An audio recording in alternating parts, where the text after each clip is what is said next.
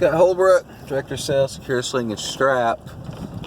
Driving along, actually, just had a rest stop here in the panhandle of Texas, and I just wanted to jump on the video for a minute. I know a lot of Secure. We do a lot of business internationally, so I've got friends, clients, suppliers, all kind of asking me what exactly is going on in America right now.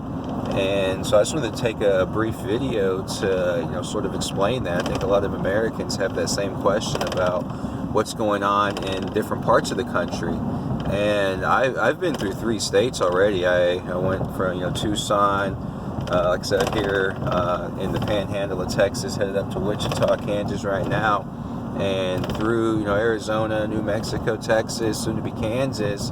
I see America is not shut down. I see that businesses are open. I see they're adapting and adjusting a little bit, but they're still doing business. In fact, I just got a message from one of my clients, even here in America. They deal in safety supplies and transportation industry, one of the largest distributors here in the States, actually.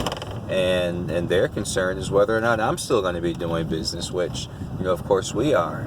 We're still supplying, the truckers, the hot shotters, the transportation, the products they need to get the goods where they need to go safely, medical supplies, food, hygiene products, everything.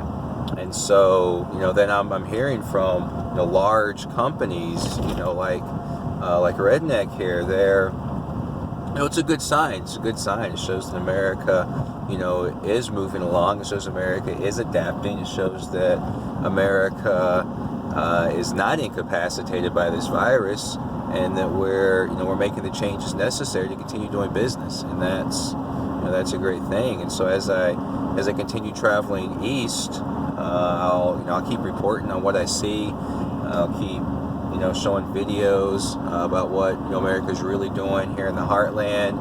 And I can't wait to talk to you guys again.